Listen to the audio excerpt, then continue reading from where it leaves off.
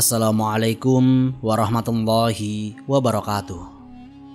Kalau Anda hidup di zaman Nabi dan tiba-tiba Rasulullah berkata, "Tadi malam aku pergi ke Baitul Maqdis, lalu naik ke langit, dan kini aku kembali." Jujur saja, apa reaksi pertama Anda? Apakah langsung percaya atau diam-diam mulai ragu? Bukan Quraisy saja yang terkejut saat itu. Berita Isra Mi'raj terdengar mustahil, bahkan bagi akal paling cerdas. Tapi justru disitulah Allah memisahkan siapa yang beriman karena yakin dan siapa yang hanya ikut-ikutan karena logika. Pertanyaannya bukan masuk akal atau tidak, tapi seberapa dalam imanmu pada kekuasaan Allah. Sebelum kita lanjut, mari kita berdoa terlebih dahulu. Ya Allah, kuatkan hati kami agar tetap teguh saat kebenaran terasa di luar nalar. Jangan biarkan kami menjadi orang yang menolak ayat-Mu hanya karena logika kami terlalu sempit untuk memahami kebesaran-Mu. Amin, amin ya rabbal alamin. Sahabat, baca cerita yang dirahmati Allah. Sebarkan kisah ini biar lebih banyak orang sadar.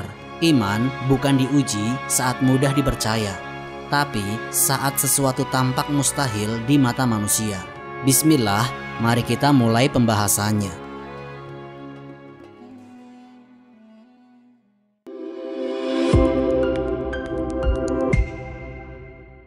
Jika Anda hidup di zaman Nabi,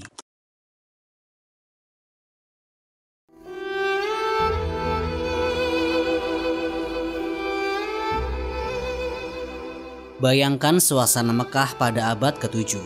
Padang pasir panas, masyarakat terikat tradisi suku, dan sistem kepercayaan politis sudah menjadi bagian hidup sehari-hari. Di tengah lingkungan itu, muncul seorang laki-laki bernama Muhammad bin Abdullah Sallallahu Alaihi Wasallam. Beliau dikenal jujur, dipercaya semua orang dengan gelar Al-Amin. Tidak pernah berdusta, tidak pernah menipu. Tapi suatu hari, beliau mengumumkan sesuatu yang mengguncang tatanan sosial seluruh kota. Beliau berkata, "Wahai manusia, sembahlah Allah semata, tiada Tuhan selain Dia." Kalimat itu sederhana, tapi dampaknya luar biasa, mengguncang keyakinan turun-temurun Quraisy. Orang-orang yang dulu percaya penuh pada kejujuran Rasulullah tiba-tiba berubah. Mereka bingung bagaimana mungkin orang sebijak Rasulullah sekarang menolak ratusan berhala yang selama ini disembah di Ka'bah. Disinilah ujian keimanan dimulai. Siapapun yang mendengarnya harus memilih, mengikuti risalah baru yang menentang semua tradisi, atau tetap bertahan pada keyakinan lama yang diwariskan oleh nenek moyangnya. Banyak orang berpikir, kalau aku hidup di masa Nabi, tentu aku akan langsung beriman. Siapa yang tidak percaya kalau bisa melihat Nabi dengan mata kepala sendiri? Tapi kenyataannya tidak semudah itu. Justru mereka yang hidup bersama beliau menghadapi ujian yang jauh lebih berat. Karena risalah itu datang bukan dalam bentuk mukjizat spektakuler setiap hari, melainkan berupa seruan akidah yang menabrak logika dan kebiasaan sosial. Sebagian sahabat yang dulu akrab pun ragu. Mereka mengenal Rasulullah sebagai orang yang paling jujur. Tapi ketika beliau menyampaikan wahyu yang berbicara tentang surga, neraka, malaikat, dan hari kebangkitan, banyak yang menolak. "Mana buktinya?" kata mereka. "Apakah jasad bisa hidup lagi setelah jadi tulang?" Kalimat seperti itu sering muncul dalam Al-Quran, menggambarkan realita orang-orang yang menolak bukan karena tidak kenal Nabi, tapi karena logika mereka tidak sampai pada hal-hal gaib. Ketika wahyu turun sedikit demi sedikit, Nabi mulai menyampaikan hal-hal yang sepenuhnya di luar jangkauan manusia. Bukan sekedar perintah ibadah, tapi kabar gaib yang tidak bisa dibuktikan oleh panca indera. Tentang malaikat Jibril yang datang membawa wahyu, tentang perjalanan ruh, tentang balasan di akhirat. Orang-orang Quraisy menganggapnya mustahil. Sebagian mengelak, sebagian membujuk agar Nabi berhenti berdakwah, sebagian lain menuduh beliau gila. Namun, peristiwa yang paling mengguncang nalar mereka adalah ketika Rasulullah Shallallahu Alaihi Wasallam mengabarkan satu malam yang tidak biasa, malam Isra. Beliau mengatakan bahwa dirinya dibawa dari Masjidil Haram di Mekah menuju Masjidil Aqsa di Yerusalem, lalu kembali pada malam yang sama. Cerita ini tidak hanya mengejutkan orang kafir, tapi juga membuat sebagian sahabat terdiam. Konteksnya penting. Saat itu belum ada kendaraan cepat, belum ada pesawat. Bahkan perjalanan darat dari Mekah ke Syam bisa memakan waktu lebih dari sebulan. Jadi, ketika Nabi menyampaikan bahwa beliau melakukan perjalanan itu hanya dalam satu malam, bagi banyak orang saat itu terdengar tidak masuk akal. Para pemimpin Quraisy segera menjadikannya bahan ejekan publik. Mereka berkeliling kota sambil berkata, "Lihatlah Muhammad, dia bilang semalam pergi ke Baitul Maqdis dan pulang lagi. Siapa yang bisa percaya?" Narasi ejekan ini tersebar cepat. Orang-orang berdatangan ke Nabi untuk memastikan apakah beliau benar-benar mengatakan hal itu. Nabi menjawab dengan tegas, "Ya, aku telah diperjalankan oleh Allah." Beliau bahkan menggambarkan secara rinci bentuk bangunan Masjidil Aqsa, padahal beliau belum pernah melihatnya sebelumnya. Ini membuat sebagian yang awalnya ragu mulai bertanya-tanya, dari mana Muhammad tahu semua itu? Namun tetap saja bagi mayoritas Quraisy itu di luar batas nalar. Mereka menolak mentah-mentah tanpa sempat menimbang. Sebab bagi mereka ukuran kebenaran hanya satu, yaitu masuk akal atau tidak. Mereka lupa bahwa akal manusia punya batas, sedangkan kekuasaan Allah tidak terbatas. Tapi pada masa itu, ide tentang sesuatu yang bisa melampaui ruang dan waktu belum dikenal. Peristiwa Isra menjadi momen pembeda antara orang yang beriman dengan yang sekedar mengikuti logika manusia. Yang beriman akan berkata, "Kalau Allah berkehendak pasti bisa." Yang menolak akan berkata, "Itu mustahil." Perbedaan dua kalimat itu menentukan nasib akhir seseorang. Namun bagi mereka yang hidup di masa itu, keputusan untuk beriman tidak datang dari keyakinan buta. Mereka harus mempertaruhkan reputasi, keluarga, bahkan nyawa. Karena mengikuti Nabi berarti menentang sistem sosial dan ekonomi yang sudah mapan. Orang yang beriman kepada Rasulullah pada masa itu tidak hanya menanggung ejekan, tapi juga resiko sosial dan politik. Isra Mi'raj menjadi garis batas antara akal dan iman. Ia menguji siapa yang percaya kepada kebenaran meski tidak bisa melihat, dan siapa yang menolak karena merasa logikanya lebih tinggi dari wahyu. Orang-orang Quraisy menuntut bukti fisik, sedangkan Rasulullah hanya mengatakan apa yang Allah wahyukan. Tidak ada paksaan untuk percaya. Tapi sejarah mencatat siapa yang bertahan dalam keimanan dan siapa yang terjatuh karena menuhankan akal. Ujian di masa Nabi bukan tentang seberapa banyak mukjizat yang bisa disaksikan. Sebab bahkan ketika mukjizat terjadi di depan mata, seperti terbelahnya bulan, masih banyak yang menolak. Tantangan terbesarnya justru saat harus menerima kebenaran yang tidak bisa diuji oleh pengalaman manusia.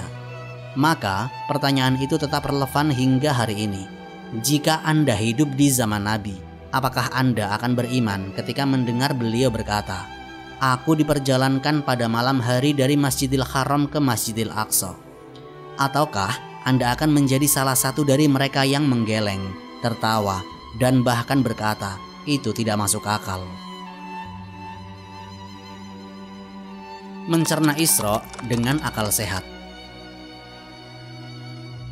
Kalau kita bicara soal Isra, maka yang pertama kali muncul di benak manusia rasional adalah pertanyaan logis. Bagaimana mungkin seseorang bisa menempuh perjalanan ribuan kilometer hanya dalam satu malam? Untuk menjawabnya, mari kita lihat fakta sejarah dan data jarak secara sederhana tanpa terburu-buru menilai mustahil atau tidak. Antara Mekah dan Yerusalem terbentang jarak sekitar 1.300 sampai 1.400 km. Wilayahnya bukan jalur mudah. Ada padang pasir, bukit batu, lembah, dan jalur dagang yang biasa dilalui kafilah unta. Pada masa itu, satu-satunya alat transportasi jarak jauh hanyalah unta, kuda, atau berjalan kaki. Dalam kondisi normal, seekor unta bisa menempuh sekitar 30-40 km per hari, tergantung cuaca dan beban. Artinya, untuk mencapai Yerusalem dari Mekah, seseorang membutuhkan waktu antara 35 sampai 45 hari perjalanan. Itu pun jika berangkat terus tanpa gangguan. Jadi, secara matematis dan empiris, pernyataan bahwa seseorang bisa melakukan perjalanan Mekah-Yerusalem-Mekah hanya dalam 1 malam terdengar tidak masuk akal. Bahkan jika menggunakan kuda tercepat sekalipun, mustahil dilakukan dalam hitungan jam. Maka ketika Nabi menggambarkan hal itu, wajar jika banyak orang pada masa itu langsung menolak berdasarkan logika sederhana. Dalam sudut pandang fisika manusia, tubuh tidak bisa berpindah sejauh itu dalam waktu sesingkat itu. Namun, disinilah menariknya. Reaksi tidak masuk akal lahir karena akal manusia terbiasa menilai segala sesuatu berdasarkan pengalaman empiris.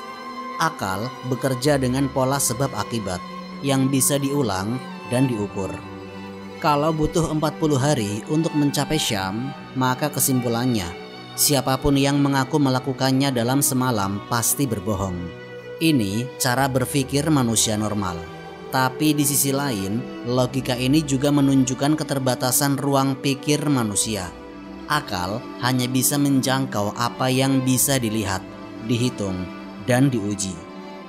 Mari ambil contoh sederhana dari sejarah perkembangan sains.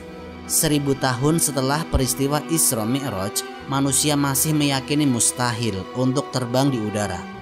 Gagasan bahwa besi raksasa bisa melayang dan membawa manusia di dalamnya akan dianggap gila pada abad ke-10. Tapi hari ini, pesawat jet bisa menempuh jarak 1400 km dalam waktu kurang dari 2 jam. Apa yang dulu disebut mustahil kini menjadi biasa. Artinya, sesuatu yang tidak masuk akal pada satu zaman bisa jadi sangat wajar di zaman lain ketika pengetahuan berkembang. Hal ini menunjukkan bahwa akal manusia bukan alat yang absolut. Ia bergantung pada konteks zaman, data, dan pengalaman. Kalau manusia abad ke-7 menolak ide perjalanan cepat karena tidak mengenal konsep kecepatan tinggi, itu bukan karena peristiwa itu benar-benar mustahil, tapi karena tidak ada referensi yang bisa dijadikan pembanding. Kalau kita memosisikan diri sebagai pengamat sejarah, kita akan melihat perbedaan besar antara dua cara berpikir. Pertama, berpikir berdasarkan batas kemampuan fisik manusia. Kedua, berpikir berdasarkan kemungkinan kekuasaan di luar manusia. Yang pertama mengukur dengan empiris, yang kedua membuka ruang untuk kemungkinan yang belum diketahui. Perjalanan Isra yang dikabarkan oleh Nabi jelas berada di luar kategori pertama. Tidak bisa diuji dengan alat ukur manusia, karena melibatkan dimensi yang berbeda. Dalam riwayat sahih disebutkan bahwa Rasulullah SAW diperjalankan oleh Allah, bukan berjalan sendiri. Jadi sejak awal peristiwa itu bukan tentang kemampuan manusia bergerak, tapi tentang kehendak Allah memindahkan hambanya. Tapi pada masa itu, masyarakat Quraisy tidak memiliki cara berpikir seperti itu. Bagi mereka, yang benar hanyalah yang bisa dilihat atau disentuh. Kalau kita tarik ke dunia modern, manusia zaman sekarang sering merasa lebih rasional.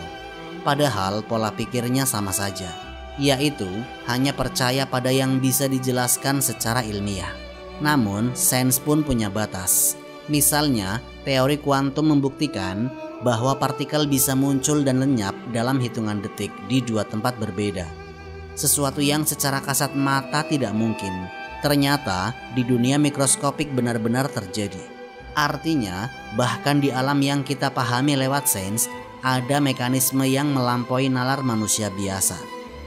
Ketika Nabi mengatakan bahwa beliau diperjalankan pada malam hari dari Mekah ke Yerusalem, maka dari sisi akal, manusia hanya bisa menilai dengan logika gerak tubuh di bumi. Tapi, kalau yang memindahkan adalah Allah yang menciptakan ruang dan waktu, maka ukuran kecepatan dan jarak tidak lagi relevan. Hukum fisika yang kita pahami bekerja di alam ciptaan ini, sedangkan kehendak Allah bekerja di atas semua hukum itu. Dalam konteks sejarah, reaksi masyarakat Quraisy sebenarnya bisa dimengerti. Mereka belum pernah melihat peristiwa serupa. Tidak ada preseden untuk dijadikan pembanding. Mereka menilai berdasarkan kebiasaan perjalanan dagang ke Syam. Maka begitu mendengar kabar Isra, spontan mereka menertawakan. Itu reaksi natural dari otak manusia yang terbiasa berpikir empiris. Tapi bagi orang yang beriman, logika semacam itu tidak menutup kemungkinan. Dalam ilmu filsafat pengetahuan, akal memang diciptakan untuk memahami fenomena, bukan untuk menilai kebenaran mutlak. Ketika akal dipakai di luar kapasitasnya, misalnya menilai peristiwa yang melibatkan kekuasaan Allah, hasilnya pasti buntu. Ia akan mengatakan tidak masuk akal, bukan karena mustahil, tapi karena tidak punya alat ukur yang tepat. Peristiwa Isra menjadi contoh klasik bagaimana manusia dihadapkan pada dua pilihan berpikir, yaitu apakah akan tetap terjebak dalam logika empiris yang terbatas atau mengakui bahwa ada realitas di luar jangkauan nalar. Fakta bahwa banyak orang menolak Isra bukan bukti bahwa peristiwa itu tidak terjadi, tapi bukti bahwa manusia cenderung menganggap segala sesuatu harus tunduk pada logikanya sendiri.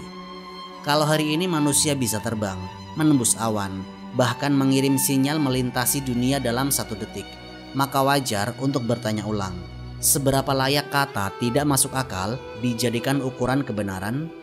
Mungkin yang perlu direvisi bukan peristiwanya, tapi kesombongan akal manusia yang mengira tahu segalanya. Keteguhan Abu Bakar Asy-Siddiq, logika iman yang tidak terkalahkan.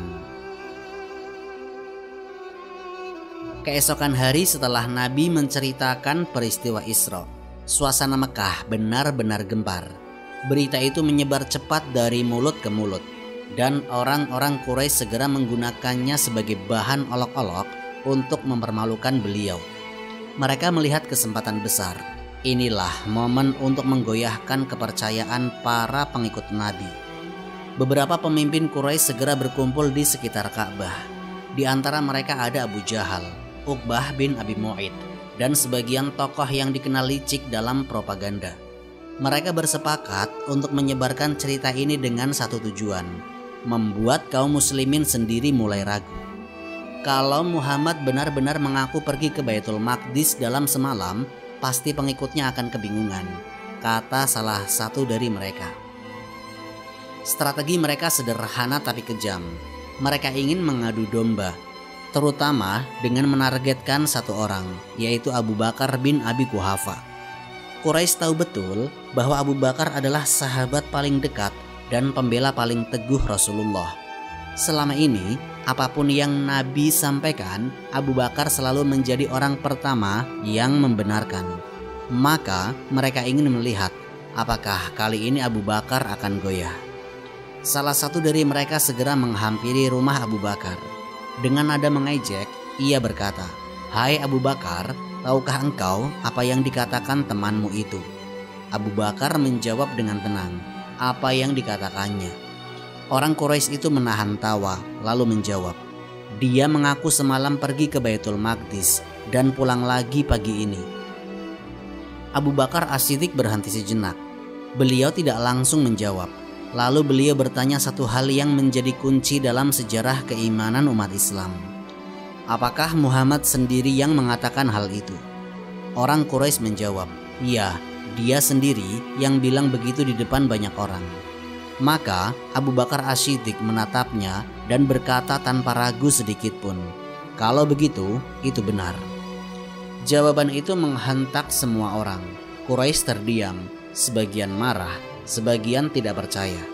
Mereka lalu bertanya lagi, "Apakah engkau membenarkan hal itu, wahai Abu Bakar?" Perjalanan yang butuh waktu sebulan dilakukan hanya dengan semalam. Abu Bakar Asy-Siddiq menjawab dengan tegas, "Aku membenarkannya dalam hal yang jauh lebih besar dari itu. Aku membenarkan bahwa wahyu turun kepadanya dari langit ke bumi. Apakah perjalanan ke Syam lebih sulit dari itu?" Kalimat singkat itu menunjukkan logika iman yang tidak bisa dikalahkan. Abu Bakar Asy-Siddiq tidak menolak akal, tapi beliau menempatkannya di posisi yang benar. Baginya, jika seseorang sudah yakin bahwa Rasulullah adalah Rasul yang menerima wahyu dari Allah yang datang dari langit membawa berita goib, maka perjalanan dari Mekah ke Yerusalem bukanlah masalah besar. Kebenaran Nabi tidak diukur dari seberapa masuk akal isi ucapannya, tapi siapa yang mengungkapkannya. Keteguhan ini bukan emosi spontan. Abu Bakar adalah saudagar cerdas, dikenal tenang dan rasional, tapi keyakinannya lahir dari pengalaman panjang menyaksikan kejujuran Nabi. Beliau hidup bersama Nabi puluhan tahun, tahu betul bahwa Nabi tidak pernah berdusta, bahkan dalam urusan sepele. Maka ketika mendengar peristiwa Isra, Abu Bakar As-Siddiq tidak perlu membuktikan dengan bukti fisik, cukup dengan kepastian bahwa Nabi yang mengatakannya, itu saja sudah cukup baginya. Setelah peristiwa itu, Abu Bakar As-Siddiq segera mendatangi Nabi. Dalam beberapa riwayat disebutkan bahwa Nabi saat itu sedang dikelilingi oleh orang-orang Quraisy yang terus menertawakannya dan meminta beliau menggambarkan Masjidil Aqsa. Rasulullah Shallallahu Alaihi Wasallam menjawab dengan tenang, menggambarkan bentuknya secara detail, bahkan menceritakan rombongan kafilah yang beliau temui di perjalanan. Abu Bakar As-Siddiq mendengarkan tanpa ragu. Setiap kali Nabi menyampaikan satu bagian cerita, Abu Bakar As-Siddiq berkata dengan keras, "Benar engkau wahai Rasulullah, aku bersaksi bahwa engkau benar." Ucapan itu diulang berkali-kali, hingga Rasulullah sendiri menoleh dan memberi gelar khusus As-Siddiq, yang artinya orang yang selalu membenarkan. Gelar itu bukan sekedar pujian, tapi pengakuan bahwa Abu Bakar adalah contoh manusia yang logikanya tunduk pada iman, bukan sebaliknya. Sejarawan Muslim seperti Ibnu Hajar dan Al-Baihaqi mencatat, peristiwa ini menjadi titik penting dalam sejarah dakwah. Banyak sahabat yang awalnya bingung kemudian kembali teguh setelah mendengar jawaban Abu Bakar As-Siddiq. Mereka berkata, kalau Abu Bakar saja yakin, maka pasti ada kebenaran besar di baliknya. Sementara Quraisy justru kehilangan momentum karena rencana mereka memecah barisan kaum muslimin gagal total. Yang menarik, cara berpikir Abu Bakar sangat sistematis. Beliau tidak menolak akal, tapi menggunakannya untuk menegaskan iman. Beliau menimbang dengan logika iman, bukan logika manusia biasa. Dalam pikirannya, jika Nabi terbukti jujur dalam semua hal duniawi, mengapa harus diragukan ketika berbicara soal perintah Allah? Kalau manusia bisa percaya pada pelaut yang berkata, "Aku melihat benua baru," padahal belum ada yang sampai ke sana, mengapa tidak percaya pada utusan Allah yang membawa berita dari langit? Sikap Abu Bakar As-Siddiq menunjukkan bahwa keimanan tidak berarti menutup nalar, melainkan menempatkan nalar di bawah otoritas wahyu. Beliau tidak butuh pembuktian empiris karena sudah memiliki sumber kebenaran yang lebih tinggi, yaitu kejujuran Rasulullah yang tidak mungkin berbohong atas nama Allah. Inilah yang membuat logika imannya tidak bisa dikalahkan. Peristiwa itu akhirnya menjadi contoh konkret bagaimana seorang mukmin sejati merespon sesuatu yang di luar jangkauan pikiran. Ketika banyak orang terguncang oleh perbedaan antara masuk akal dan tidak masuk akal, Abu Bakar As-Siddiq menegaskan bahwa kebenaran Nabi tidak bergantung pada batasan manusia. Karena kalau kebenaran hanya diukur dengan akal, maka iman akan berubah-ubah sesuai kemampuan berpikir setiap orang. Dari sini terlihat jelas mengapa Rasulullah memberi gelar As-Siddiq. Dalam satu momen singkat, Abu Bakar As-Siddiq menegakkan standar baru dalam beriman, yaitu membenarkan seluruh ucapan Nabi tanpa menimbang-nimbang dengan ukuran logika duniawi. Sejak saat itu, kaum muslimin menjadikan keteguhan Abu Bakar sebagai tolak ukur keimanan yang lurus. Iman yang tidak bergantung pada seberapa masuk akalnya sesuatu, tapi pada keyakinan mutlak bahwa Rasulullah tidak pernah berbicara dari hawa nafsunya, melainkan dari wahyu yang diwahyukan. Isra Mi'raj dalam perspektif Al-Quran. Setelah berita Isra menyebar dan mengguncang Mekah, muncul satu hal yang tidak terbantahkan, yaitu Al-Quran sendiri turun menegaskan peristiwa itu. Ayatnya begitu jelas, Bahkan dari susunan katanya sudah menunjukkan bahwa ini bukan kisah simbolik atau sekedar mimpi, melainkan peristiwa nyata yang Allah sendiri nyatakan dengan bahasa yang tegas. Firman Allah dalam surat Al-Isra ayat pertama berbunyi, Subhanalladzi asra bi abdihi lailan minal masjidil haram ilal masjidil aqsa alladzi barokna haula linuriyahu min ayatina innahu huwas samiul basir. Artinya, Maha Suci Allah yang telah memperjalankan hambanya pada suatu malam dari Masjidil Haram ke Masjidil Aqsa yang telah kami berkahi sekelilingnya, untuk kami perlihatkan kepadanya sebagian dari tanda-tanda kami. Sesungguhnya Dia Maha Mendengar lagi Maha Melihat. Ayat ini adalah dasar utama dan paling otentik tentang Isra Mi'raj. Ia bukan muncul dari cerita rakyat, bukan dari kabar para sahabat, tapi langsung dari wahyu. Disinilah menariknya. Setiap kata dalam ayat ini punya bobot teologis, seolah disusun untuk menjawab semua kemungkinan keraguan manusia. Kata pertama subhana. Ini bukan sekedar pembuka ayat. Dalam bahasa Arab, subhana adalah bentuk tasbih, yakni pemuliaan Allah dari segala kekurangan. Ulama tafsir seperti Al-Qurtubi dan Ibnu Katsir menjelaskan bahwa penggunaan kata ini menandakan adanya peristiwa yang luar biasa, sesuatu yang melampaui kebiasaan manusia, bahkan di luar jangkauan logika. Dengan kata lain, ayat ini diawali dengan penegasan bahwa kejadian ini bukan sesuatu yang bisa dijelaskan dengan nalar biasa. Allah membuka ayat dengan kalimat penyucian dirinya, seakan berkata, "Jangan ukur kekuasaanku dengan ukuran makhluk."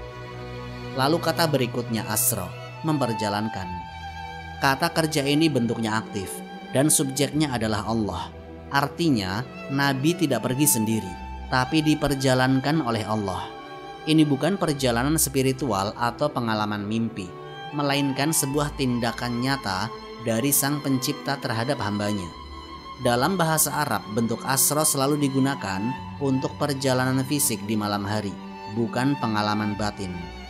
Selanjutnya biabdihi, dengan hambanya. Kata abdi di sini sangat penting. Allah tidak mengatakan biruhihi, dengan ruhnya, atau firu'ya dalam mimpi, tapi biabdihi, istilah yang mencakup keseluruhan diri manusia, jasad dan ruh sekaligus. Ulama seperti Imam Fakhruddin Ar-Razi menjelaskan, penyebutan kata abd menunjukkan bahwa peristiwa Isra terjadi dengan tubuh fisik Rasulullah, bukan hanya dengan ruh atau dalam mimpi. Kalau hanya ruh, maka tidak perlu disebut hamba secara utuh, karena seorang hamba dalam istilah Al-Quran selalu berarti manusia seutuhnya, bukan separuh wujudnya. Kemudian kata lailan, pada suatu malam. Menariknya, Al-Quran tidak mengatakan fikuli al-lail, sepanjang malam, tapi cukup lailan, bentuk nakiroh yang dalam tafsir berarti sebagian malam. Artinya, perjalanan yang jaraknya ratusan kilometer itu hanya terjadi dalam waktu yang sangat singkat, sebagian kecil dari malam. Hal ini semakin menegaskan sisi keajaiban Isra Mi'raj, sesuatu yang tidak mungkin dilakukan manusia biasa dalam waktu sesingkat itu, kecuali dengan kekuasaan Allah. Lalu, Allah menyebut tujuan perjalanan, minal masjidil haram ilal masjidil aqsa. Dua tempat ini bukan sembarang lokasi, melainkan simbol dua poros risalah. Dari rumah Allah di Mekah menuju pusat para nabi di Syam. Dalam tafsir Al-Baghawi disebutkan, pemilihan dua masjid suci ini menunjukkan hubungan antara risalah Rasulullah dengan para nabi sebelumnya. Perjalanan ini bukan sekedar mukjizat pribadi, tapi penegasan bahwa beliau adalah penerus risalah tauhid dari generasi ke generasi. Allah menambahkan, alladzi barakna haulahu, yang telah kami berkahi sekelilingnya. Kata sekelilingnya menjadi bukti bahwa berkah itu bukan hanya pada Masjidil Aqsa, tetapi juga pada seluruh tanah Syam. Para mufasir klasik menafsirkan ini sebagai tanda bahwa wilayah itu akan menjadi pusat dakwah dan peradaban Islam di masa mendatang. Lalu bagian puncaknya, linuriyahu min ayatina, agar kami perlihatkan kepadanya sebagian dari tanda-tanda kami. Kalimat ini adalah alasan utama Isra terjadi. Allah ingin memperlihatkan sebagian tanda kekuasaannya langsung kepada Nabi.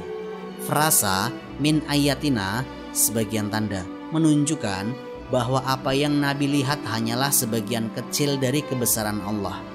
Artinya, peristiwa ini bukan mimpi simbolik atau visi rohani, tetapi pengalaman nyata yang Allah atur untuk memperkuat hati Rasulullah setelah masa dakwah yang penuh tekanan di Mekah. Ayat ini ditutup dengan dua nama Allah, Innahu huwas sami'ul basir. Sesungguhnya Dia maha mendengar lagi maha melihat. Penutup ini bukan tanpa maksud. Ini menjadi jaminan bahwa seluruh peristiwa ini berada di bawah pengawasan penuh Allah. Tidak ada yang tersembunyi dan tidak ada yang mustahil bagi Allah. Sebagian ulama menambahkan bahwa Isra Mi'raj adalah dua tahap peristiwa yang terpisah tapi berkesinambungan. Artinya, Isra adalah perjalanan dari Mekah ke Baitul Maqdis, sedangkan Mi'raj adalah naik ke langit. Dalam beberapa riwayat disebutkan, sebagian sahabat memahami bahwa peristiwa ini terjadi dua kali.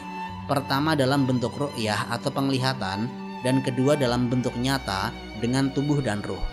Namun mayoritas ulama seperti Al-Qurtubi, Ibnu Hajar, dan An-Nawawi sepakat bahwa yang dimaksud dalam ayat ini adalah Isra secara fisik dan nyata.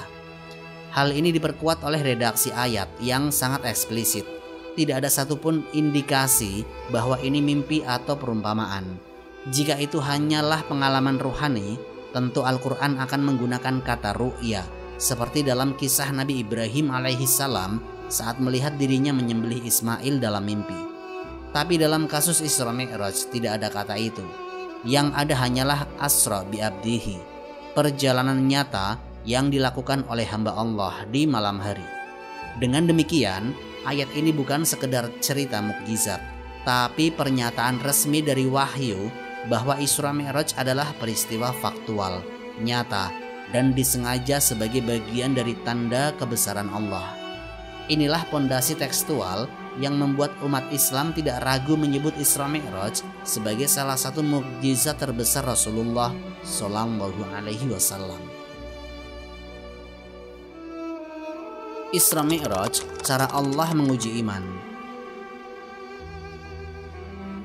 Peristiwa Isra Mi'raj bukan hanya kisah mukjizat spektakuler, tetapi juga ujian paling berat bagi keimanan umat Islam pada masa awal dakwah. Saat itu posisi kaum muslimin masih lemah. Mereka baru sedikit hidup di bawah tekanan sosial dan ekonomi Quraisy. Sementara sebagian sahabat bahkan harus bersembunyi-sembunyi menjalankan ibadah. Dalam kondisi seperti itu, Rasulullah tiba-tiba menyampaikan kabar yang sama sekali di luar nalar manusia, bahwa beliau telah diperjalankan dari Mekah ke Baitul Maqdis dan naik ke langit dalam satu malam. Kabar itu terdengar aneh di telinga masyarakat Mekah. Tapi yang menarik, Nabi tidak mencoba menundanya, tidak pula berusaha menyesuaikan dengan logika kaumnya. Beliau langsung menyampaikan sebagaimana yang diwahyukan Allah, meski tahu resiko besar akan menanti. Ini bukan soal ingin diakui hebat, tapi soal menyampaikan kebenaran apa adanya. Disinilah tampak bahwa Isra Mi'raj adalah momen ujian, bukan hanya untuk orang-orang kafir, tapi juga untuk para sahabat yang beriman. Riwayat menyebut setelah peristiwa itu, kaum Quraisy segera menjadikannya bahan ejekan besar-besaran. Mereka menyebarkan kabar ke penjuru kota.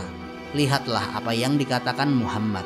Ia mengaku pergi ke Baitul Maqdis semalam lalu pulang lagi. Reaksi yang muncul bervariasi. Ada yang tertawa sinis, ada yang marah karena dianggap penghinaan terhadap akal sehat. Bahkan sebagian muslim yang imannya belum kuat mulai goyah. Dalam tafsir Quran surat Al-Isra ayat 60, Allah menyebut peristiwa ini secara langsung. Dan kami tidak menjadikan mimpi penglihatan yang telah kami perlihatkan kepadamu itu, melainkan sebagai ujian bagi manusia. Ayat ini menjelaskan dengan sangat gamblang, Isra Mi'raj bukan hanya sekedar peristiwa luar biasa, tapi fitnah ujian. Allah sengaja menampakkan sesuatu yang sulit dijangkau nalar agar tampak jelas siapa yang beriman karena Allah dan siapa yang hanya mengikuti keyakinan karena kebiasaan. Dalam konteks sejarah, ini terjadi di fase kritis dakwah Nabi. Setelah wafatnya Abu Thalib dan Sayyidah Khadijah, dua pelindung utama beliau, tekanan terhadap Nabi semakin keras. Maka Isra Mi'raj datang bukan hanya untuk menguatkan Rasulullah secara pribadi, tapi juga untuk menepis keimanan orang-orang di sekitarnya. Siapa yang percaya kepada kekuasaan Allah tanpa ragu, dan siapa yang hanya percaya jika masuk akal. Dalam peristiwa ini, Rasulullah memperlihatkan keteguhan luar biasa. Beliau tahu kabar itu akan menimbulkan olok-olok besar, tetapi beliau tetap menyampaikannya di hadapan umum. Tidak ada kalkulasi politik, tidak ada strategi, tidak ada penyelamatan citra. Nabi hanya punya satu sikap, yaitu menyampaikan sebagaimana adanya. Dan itulah yang kemudian menjadi tolak ukur kejujuran kerasulan. Sebab tidak mungkin seseorang yang ingin mendapat pengikut malah menyampaikan sesuatu yang justru bisa membuat orang menjauh, kecuali ia yakin itu benar. Isra Mi'raj juga menjadi batas antara keimanan dan kemunafikan. Orang yang beriman seperti Abu Bakar Asy-Shiddiq langsung menerima tanpa ragu. Tapi orang-orang yang masih setengah hati segera terasing. Sebagian sahabat yang lemah imannya mundur, sementara yang yakin semakin teguh. Dalam pandangan para ulama, inilah fungsi ujian besar dalam sejarah kenabian. Bukan untuk menjatuhkan, tapi untuk memisahkan antara yang benar-benar beriman dan yang pura-pura percaya. Selain itu, Isra Mi'raj juga menandai momen penting dalam hubungan spiritual Nabi dengan Allah. Dalam perjalanan Mi'raj naik ke langit setelah Isra, Allah memerintahkan kewajiban sholat 5 waktu. Perintah ini tidak turun melalui malaikat Jibril seperti wahyu yang lain, tapi langsung disampaikan kepada Nabi tanpa perantara. Ini menunjukkan betapa istimewanya ibadah sholat dibanding perintah-perintah lainnya. Para ahli tafsir seperti Imam Nawawi menjelaskan, penetapan sholat dalam peristiwa Mi'raj bukan kebetulan.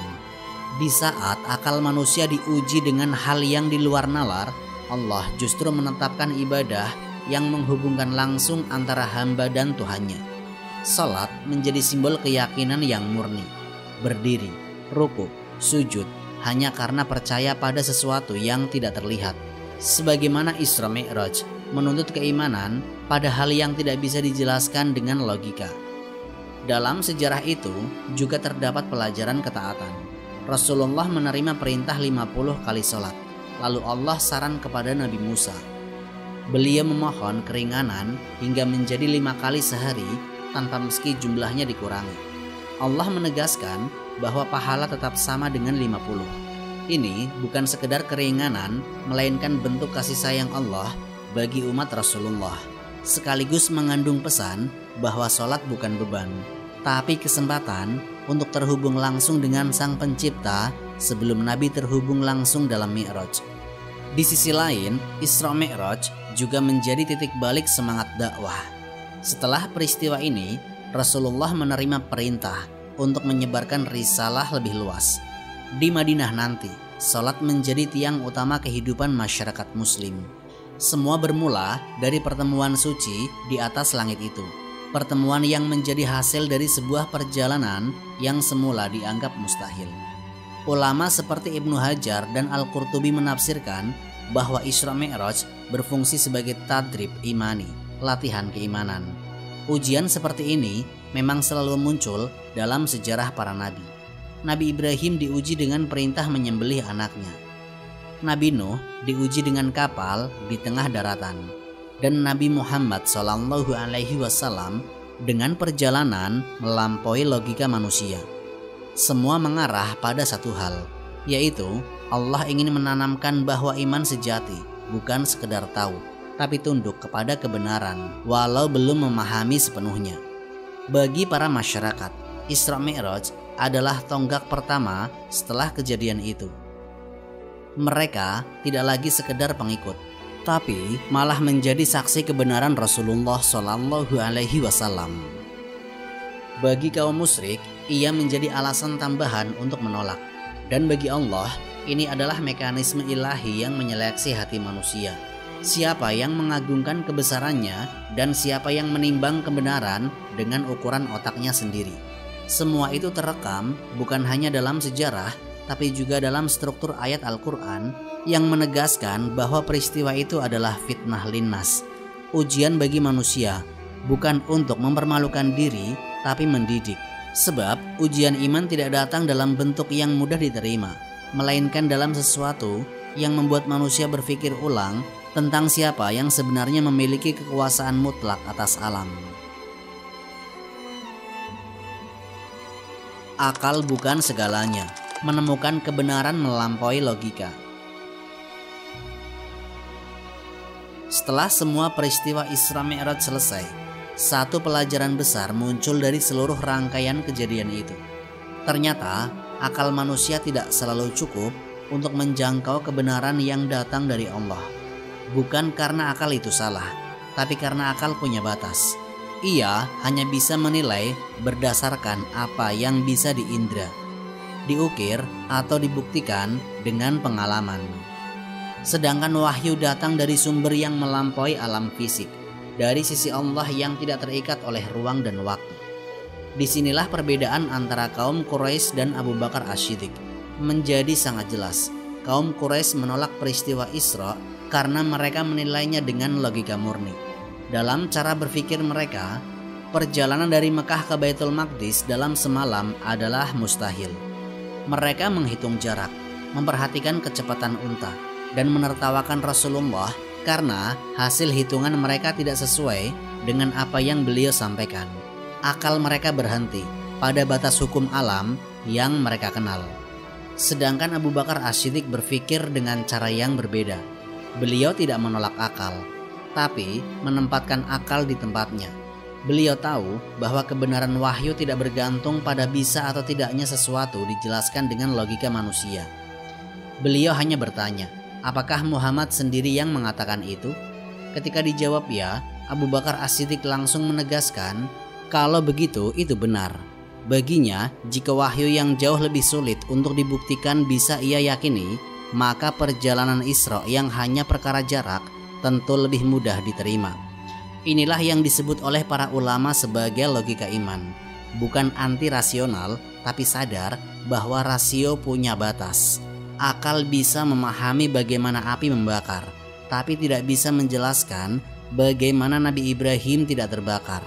Akal bisa menjelaskan bahwa manusia tidak mungkin hidup setelah mati, tapi iman tahu bahwa Allah yang menciptakan kehidupan pertama kali juga mampu menghidupkan kembali. Dalam konteks Isra Mi'raj, akal berhenti pada perhitungan waktu dan jarak. Sedangkan iman melangkah lebih jauh ke arah keyakinan bahwa Allah tidak tunduk pada waktu dan jarak. Dalam pandangan imam, hukum alam bukanlah batas bagi kekuasaan Allah, melainkan ayat yang bisa diubah kapan saja. Para mufasir seperti Ibnu Katsir dan Ar-Razi sering mengingatkan bahwa Islam tidak pernah memusuhi akal. Justru Islam mengajarkan manusia untuk berpikir, merenung dan meneliti. Tapi ketika berhadapan dengan wahyu, akal harus tahu posisinya. Ia bukan hakim atas kebenaran, melainkan saksi yang membantu manusia memahami sebagian dari kekuasaan Allah. Disinilah letak keseimbangan yang diajarkan oleh Isra Mi'raj antara logika dan iman. Islam tidak memerintahkan untuk menutup akal, tapi juga tidak membiarkan akal menjadi satu-satunya ukuran kebenaran. Karena begitu, akal dijadikan patokan mutlak. Manusia akan menolak apapun yang melampaui pengetahuannya. Itulah yang terjadi pada kaum Quraisy. Mereka menertawakan sesuatu yang mereka anggap tidak masuk akal. Padahal keterbatasan itu bukan pada peristiwa, melainkan pada cara berpikir mereka sendiri. Sejarah membuktikan bahwa banyak hal yang dulu dianggap mustahil oleh manusia akhirnya bisa menjadi kenyataan. Terbang ke langit, berbicara jarak jauh, bahkan melihat bumi dari luar angkasa. Semua itu dulu dianggap khayalan, tapi kini manusia melakukannya dengan teknologi. Ini membuktikan bahwa tidak masuk akal bukan berarti tidak mungkin. Yang tidak mungkin hanyalah jika Allah tidak menghendakinya. Maka ketika Allah sendiri memperjalankan Rasul-Nya mustahil menjadi mungkin karena kehendak Allah tidak tunduk pada logika manusia. Ulama seperti Imam Al-Ghazali menulis panjang tentang hal ini dalam karyanya Ihya Ulumuddin. Beliau menjelaskan bahwa akal itu ibarat mata dan wahyu ibarat cahaya. Mata buta tanpa cahaya, tapi cahaya tidak ada gunanya bagi mata yang tertutup. Akal dibutuhkan untuk memahami wahyu, tapi tidak untuk menilai apakah wahyu itu benar atau tidak. Begitu wahyu datang, tugas akal adalah menerima dan berusaha memahaminya, bukan menolaknya karena belum bisa dijelaskan. Isra Mi'raj menjadi contoh paling konkret dari hubungan antara akal dan iman. Orang yang berpikir dengan iman tahu bahwa Allah tidak perlu mengikuti sistem sebab akibat seperti manusia. Beliau menciptakan sebab, tapi beliau juga bisa meniadakan sebab itu kapanpun. Ketika Allah ingin memperjalankan Nabi dari Mekah ke Baitul Maqdis lalu ke langit, beliau tidak perlu menunggu unta, perjalanan, atau waktu tempuh. Semua cukup dengan kehendaknya. Kun fayakun, terjadilah maka terjadilah. Dari sisi teologis, inilah yang membedakan keyakinan seorang mukmin dari sekedar pemikiran rasional. Mukmin tidak menolak akal, tapi memahami bahwa ada wilayah yang tidak bisa dijangkau oleh akal semata. Disitulah iman bekerja, melanjutkan di tempat akal berhenti.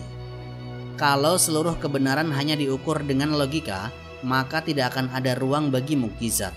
Tak akan ada konsep dari kebangkitan. Tidak ada iman kepada malaikat dan hal-hal gaib. Semua itu tidak bisa dibuktikan secara empiris, tapi menjadi dasar keimanan. Dan menariknya, Allah tidak meminta manusia. Isra Mi'raj membuktikan satu hal penting. Manusia memang diberi akal untuk berpikir, tapi Allah menuntut iman untuk tunduk. Akal bisa salah, bisa tertipu oleh persepsi, tapi iman yang berlandaskan wahyu selalu membawa manusia kepada kebenaran yang hakiki. Ketika Quraisy menertawakan Nabi karena dianggap berbicara di luar logika, Abu Bakar As-Siddiq justru melihatnya sebagai ujian kejujuran wahyu. Ketika sebagian sahabat goyah karena tidak sanggup memahami, Abu Bakar As-Siddiq menguatkan mereka dengan satu kalimat sederhana tapi luar biasa. Jika beliau berkata begitu, maka itu benar. Kalimat itu bukan sekedar pembelaan, tapi pondasi berpikir umat Islam hingga kini, bahwa kebenaran datang dari Allah, bukan dari hasil logika manusia yang terbatas. Dari sinilah muncul pemahaman bahwa iman tidak menolak sains, tapi sains tidak bisa menggantikan iman. Akal dan wahyu saling melengkapi. Namun yang menjadi poros utama adalah kepercayaan bahwa Allah Maha Kuasa atas segala sesuatu. Peristiwa Isra Mi'raj bukan hanya cerita sejarah tentang perjalanan malam, tapi simbol pengajaran terbesar tentang batas kemampuan manusia. Bahwa pada titik tertentu manusia harus berhenti bertanya, bagaimana mungkin, atau mulai berkata, jika Allah berkehendak, maka pasti terjadi. Karena pada akhirnya kebenaran tertinggi tidak ditentukan oleh rumus, melainkan oleh keyakinan yang teguh kepada Tuhan yang tidak pernah salah dalam kehendaknya. Wallahu a'lam bishawab. Semoga kisah ini dapat bermanfaat dan menjadi pengingat bagi kita semua untuk terus memperbaiki diri serta meningkatkan ketaatan kepada Allah Subhanahu wa Ta'ala. Lebih dan kurangnya mohon dimaafkan. Yang benar datangnya dari Allah Subhanahu wa Ta'ala. Khilaf atau keliru itu datangnya dari saya pribadi sebagai manusia biasa. Sampai jumpa di kisah-kisah inspiratif berikutnya. Akhirul kalam, wassalamualaikum warahmatullahi wabarakatuh.